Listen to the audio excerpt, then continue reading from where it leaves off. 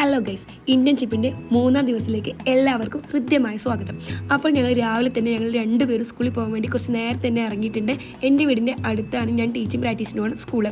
ഞങ്ങൾ രണ്ടുപേരും രാവിലെ നേരത്തെ സ്കൂളിൽ പോകാമെന്നുള്ള പ്ലാനിൽ വേഗം ഇറങ്ങിയിട്ടുണ്ട്. അങ്ങനെ ഞങ്ങൾ സ്കൂളിലേക്ക് എത്തി. ഉച്ചക്കത്തെ പരിപാടി അവർ ഇപ്പോൾ തന്നെ തുടങ്ങിയിട്ടുണ്ട്. ഫുഡിനുള്ളത് ഫുഡ് മുഖ്യമാണല്ലോ. അപ്പോൾ ഇങ്ങനെ ഞങ്ങൾ പൂന്തോട്ടമൊക്കെ നോക്കി, നല്ല രസം. ഞങ്ങൾ പൂന്തോട്ടം കാണാൻ രജിസ്റ്ററിൽ ഒപ്പിട്ടു. അതുപോലെ തന്നെ ചാവി എടുത്തു, റൂം തുറന്നു, അതിൻ്റെ ഉള്ളിലേക്ക് പ്രവേശിച്ചു. അപ്പോഴാണ് പുറത്ത് സ്രാവം വന്നിട്ടുള്ളത്. സ്രാവിൻ്റെ പേരും പറഞ്ഞ് കുട്ടികൾ സ്രാവനെ കളിയാക്കുകയാണ്.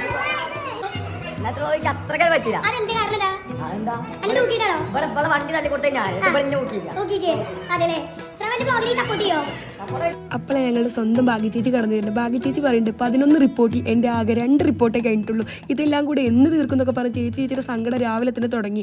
അപ്പോഴാണ് ചേച്ചി ഈ ഡയറി ഞാനിവിടെ മറന്നിച്ചു പോയി എന്നൊക്കെ പറഞ്ഞ് ഞങ്ങൾ ചിരിക്കുകയാണ്. അപ്പോൾ ബെല്ലടിച്ചു. പിന്നെ ഞങ്ങൾ ക്ലാസ്സിൽ പോയാലും തയ്യാറെടുപ്പുകളായി. ക്ലാസ്സിൽ പോയി ഞാൻ 6th Cയിൽ നിന്ന് ഇംഗ്ലീഷ് ആയിരുന്നു എടുത്തിട്ടുണ്ടായിരുന്നത്.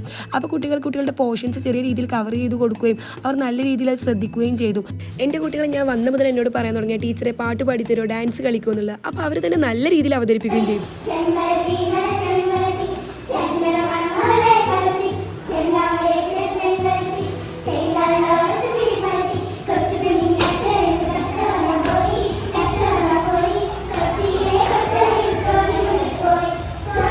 അപ്പോൾ ഇങ്ങനെ ഡാൻസൊക്കെ സെറ്റായില്ലേ, നമുക്ക് എഴുത്തിലേക്ക് കിടന്നാലോ. ഞങ്ങൾ എഴുത്ത് തുടങ്ങി. അപ്പോൾ അവിടെ വായന ദിന കോമ്പറ്റീഷൻ നടക്കുന്നുണ്ട്.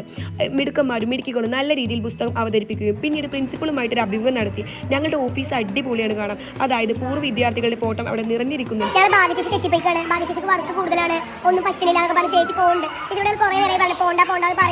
അപ്പോൾ ചേച്ചിയോട് കുറേ നേരം പറഞ്ഞു പോണ്ട ചേച്ചി തെറ്റിപ്പോയി, ചേച്ചി നീ വരൂല എന്നൊക്കെ പറയുന്നുണ്ട്. അപ്പോൾ ഞങ്ങൾ തന്നെ മെയിൻ ചെയ്യില്ല. പിന്നെ ചേച്ചിയോട് ഞാൻ പറയുന്നുണ്ട് വായോ ചേച്ചിയെ കാണിച്ചു തരാം ചേച്ചി വരുന്നേ ഇല്ല. ചേച്ചി കുറേ നേരം പറഞ്ഞു വായോ പിന്നെ ചേച്ചി വിളിച്ചോട് തിരിച്ചു വരുന്നതിനെ കാണിച്ചു തരാം.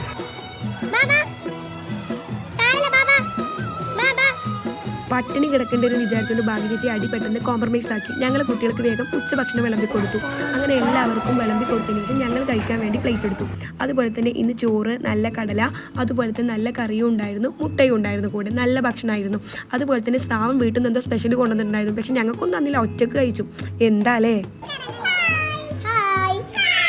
അങ്ങനെ വയറ് നിറയെ ഫുഡ് കഴിച്ചിട്ട് ഞങ്ങൾ ഉറങ്ങിയോ? ഇല്ല, ഞങ്ങൾ ക്ലാസ്സിലോട്ട് പോയി. കുട്ടികൾ കുറച്ച് പ്രവർത്തനം കൊടുക്കാനുണ്ടായിരുന്നു. പ്രവർത്തനം എന്തെന്ന് വെച്ചാൽ ആത്മാർത്ഥ സുഹൃത്തിനെ തിരഞ്ഞെടുക്കുമ്പോൾ അവൻ എന്തെല്ലാം ഗുണങ്ങൾ വേണം എന്നതായിരുന്നു. കുട്ടികൾക്ക് എല്ലാവർക്കും എഴുതാനുണ്ടായിരുന്നു. അങ്ങനെ എല്ലാ ബെഞ്ച് ബേസും ഓരോന്നാക്കി എഴുതി. അവർ വായിക്കുകയും ചെയ്തു.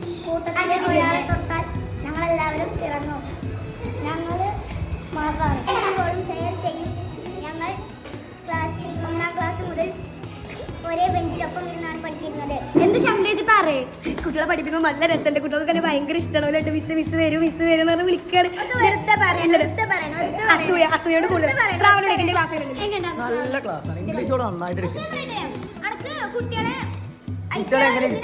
ഇപ്പൊ തൽക്കാലം ഞാൻ ഇവിടെ നിർത്താം. ഇതിന്റെ സെക്കൻഡ് പാർട്ടും കൂടെ ഉണ്ട്. മസ്റ്റ് ആയിട്ട് നിങ്ങൾ എല്ലാവരും കാണണേ. ബൈ.